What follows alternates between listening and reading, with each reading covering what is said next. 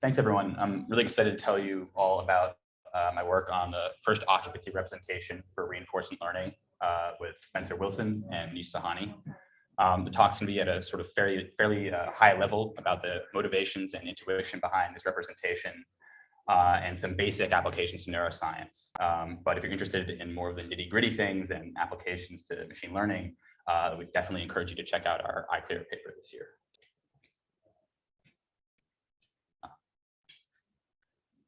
Right. So I think this may or may not be controversial, but the success of AlphaGo really shows that RL, when applied to a single task in a fully observed world with Markovian dynamics, can really succeed on very cognitively demanding tasks.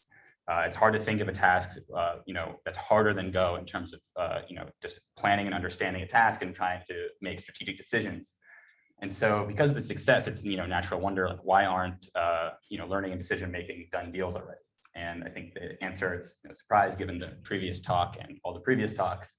But really the real world looks nothing like a Go board. There are multiple tasks we have to perform. It's not fully observable. There are non-Markovian dynamics and rewards at play.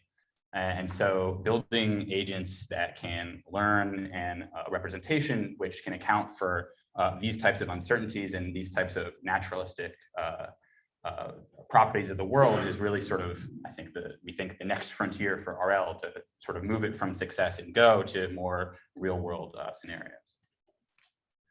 And so in the paper, we take a very simplified view of the world, unsurprisingly, but one which we think captures two out of these sort of three properties, multiple tasks and non-Markovianity. And so on the diagram on the slide, you can see just the basic RL view of the world, where an agent samples actions from a stationary policy, which is a probability distribution over actions conditioned on the state.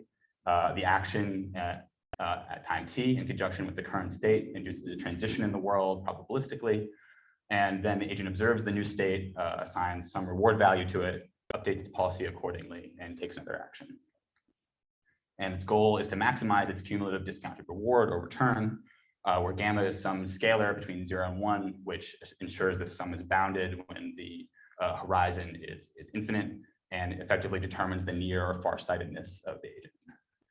And so the sort of standard way for an agent to determine how good or bad his policy is on a given task is first to perform policy evaluation, which is to measure the Q function or the value function, the expected return under its current policy and the transition dynamics in the world. Because the transition dynamics are Markovian, you can decompose this sum into a recursive way to get the Bellman equation on the right, and the agent can perform dynamic programming to solve for the value of the function. The agent doesn't have access to the transitions and the rewards. It can use sample-based experience like TD learning to learn the values. And so how do we handle multiple tasks in this setting? In our framework, we operationalize multiple tasks as being multiple reward functions within an otherwise constant environment. In other words, the state space, the action space, and the transition distribution is the same across tasks, but the agent has different reward functions. And we think this is actually, although simple, like a fairly natural sort of formulation. If you consider an example of, let's say, cooking multiple different dishes in the kitchen, you have the same states, actions, and dynamics of the world, but you just assign different preferences to different states and actions based on the dish you're cooking. And so the naive approach to learning value functions in this setting is to simply relearn the value function from scratch each time you get a new reward function, but this is very computationally expensive. And so one thing you can do is realize that the same transition dynamics induces a form of shared structure among these tasks that the agent can take advantage of. And how can it take advantage of this? One way is to perhaps realize that the value function really consists of two kinds of information. One is an expectation of where the agent is going to be in the future, and the other is how much reward it's going to assign to those states. And so if we can decouple those things and only have to relearn the reward part, we can conserve information across tasks and hopefully accelerate the process of policy evaluation and learning. And so this is really the idea behind the successor representation. In a world where there are a finite number of states, the successor representation can be represented as a number of states by number of states matrix, M for a policy pi, which measures the cumulative occupancy for two states, S and S prime. It measures the cumulative occupancy of S prime when following policy pi starting from state S at time t. And here the st in the conditional is shorthand for st equals s. And just like the value function, it can be decomposed recursively. You can learn it via sampled experience. You can make it action dependent. And effectively, the way that SR represents states is by the expected occupancy of other states in the world. And so this sort of decomposition provides exactly what we wanted from our to learn in multiple tasks in this setting. And that if you just have a vector R containing the rewards in the environment and you multiply it by the successor representation for a state, you can recover the Q values. Okay, and so does the SR solve multitask learning? If you think about, for example, an animal foraging as natural habitat, once it consumes the food at a state, the reward is no longer available after it first visits there. If you're navigating through a new city on the way to a workshop, you're not concerned with the policy or the route that takes you to the past the front door the most number of times. You care about the policy that gets you there first or fastest. And so in both of these examples, reward availability is contingent not on the total occupancy of a particular state, but really on the first occupancy.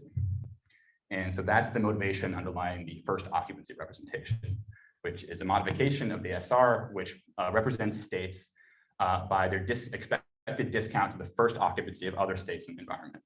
And mathematically, we can realize this by just adding an extra condition to the indicator function in the expectation, such that it only evaluates to 1 if the agent is in state S prime at st plus k, and it hasn't been in S prime before that.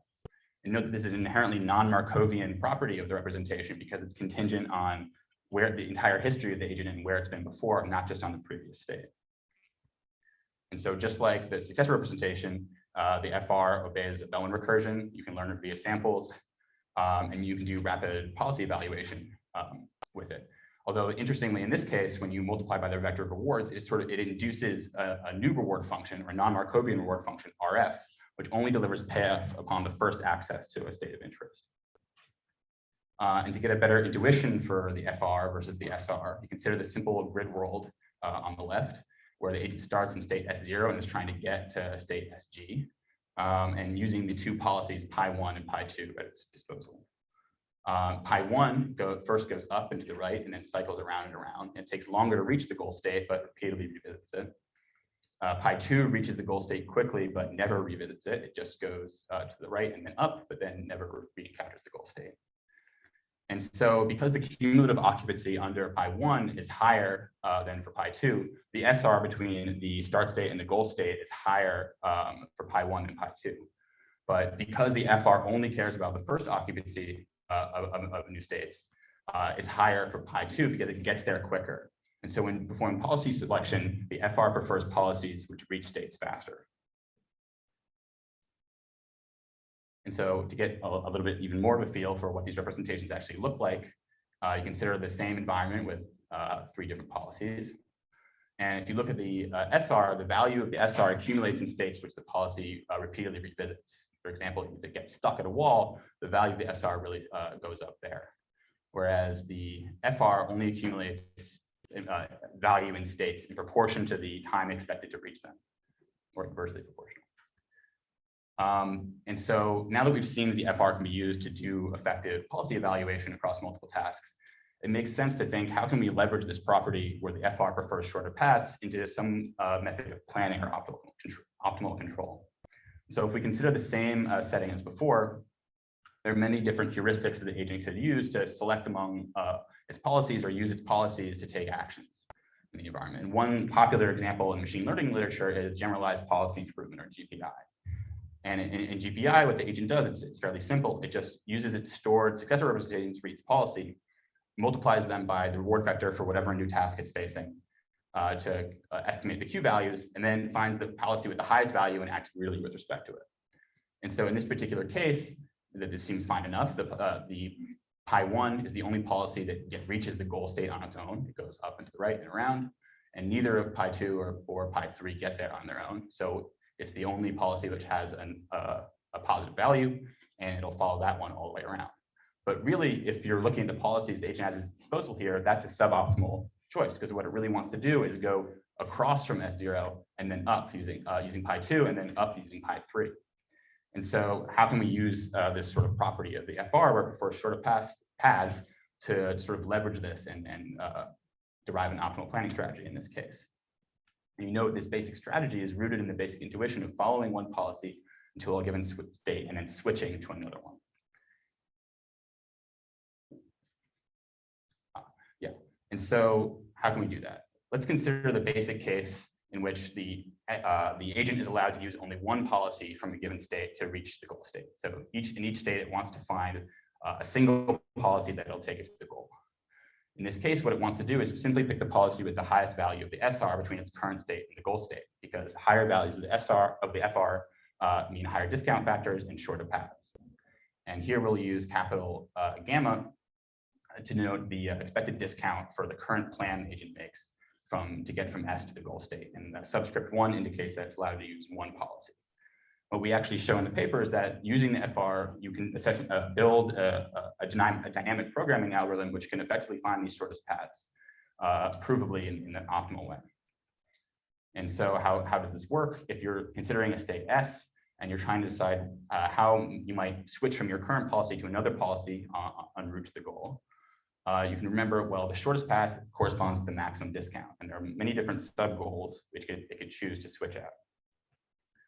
And so if it's allowed to use two policies en route to the goal, if you think about the product between the FR for a given policy between two states, S and S prime, and the current value of capital gamma, or the discount for the current plan from S prime to the goal, this product is essentially the discount of following policy pi from state S to state S prime, and then switching and following the current plan from S prime to the goal state.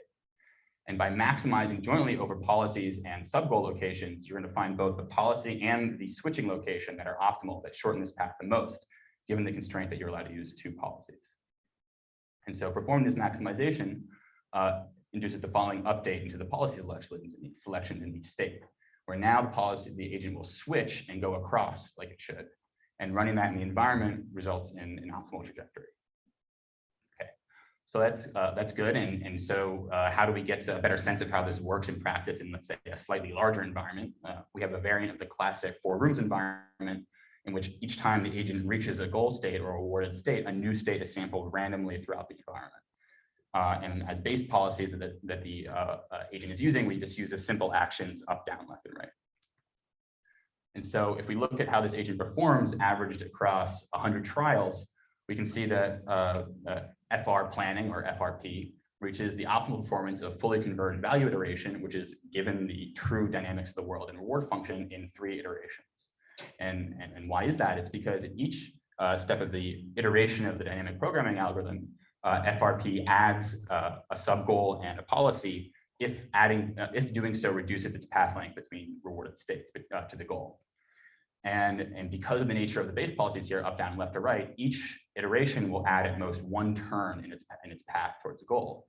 And between any 2 states in this environment, there are at most 3 turns the agent needs to reach the goal.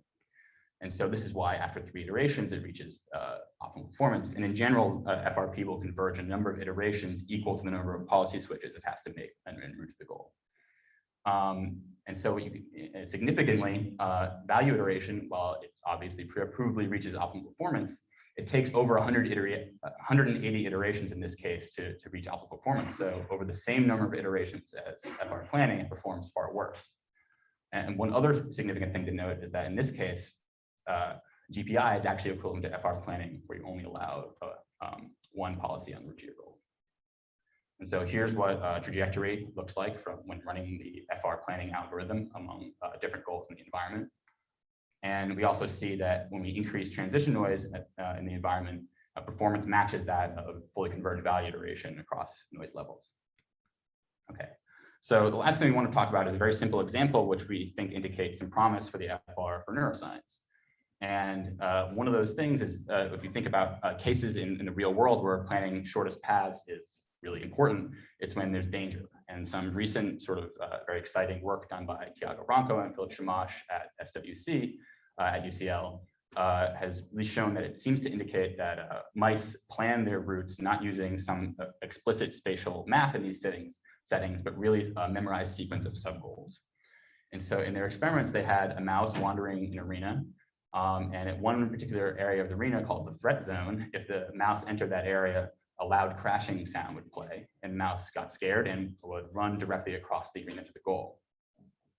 What they found is that when they introduced a barrier into the arena, the mice would still run directly towards the shelter like they had been doing before, rather than run around the barrier. And so they would sort of collide with the wall, contour around it, and then adjust their trajectories. And after only a few trials, though, they would quickly learn to sort of aim directly for the edge of the barrier as a sort of sub-goal, and then change direction and head to the shelter. And so we simulated this task using the FR and FR planning algorithms, in which the agent was initially given a partially converged FR. And when it hits the barrier, it causes a sort of rapid readjustment of the FR for those states, sort of local readjustment of its representation of those states to account for the fact there's now a barrier there. After doing so in subsequent trials, it was able to accurately plan and act according to an optimal path. And so we think we're not making the argument here that mice are using this exact algorithm to plan their routes, but we do think that it's promising that the FR and FR planning induces behavior which is reminiscent and highly evocative of the way that mice behave when they're under pressure in these types of situations. And so just as a quick summary, we introduced the first occupancy representation, which is a representation of states, which measures states according to their expected discounts between other states in the environment. We show that the FR can enable a planning algorithm which discovers provably optimal paths and sub-goals. And we show a simple example in which the FR induces behavior which is reminiscent of mice acting under perceived threat. And so in the future, what we really like to do is to study the effects of FRP in large state spaces under partial observability. Given the recent sort of spate of evidence in favor of SR-like representations in the brain, we're really interested in seeing if there are FR-like representations. And more broadly, we think as a field, it's important to just continue developing multitask algorithms and representations which can leverage different forms of naturalistic structure and importantly, discover that kind of structure. So thank you very much for listening. And I want to thank once again, Spencer and my advisor, Manish, for all their help on this project. Thanks.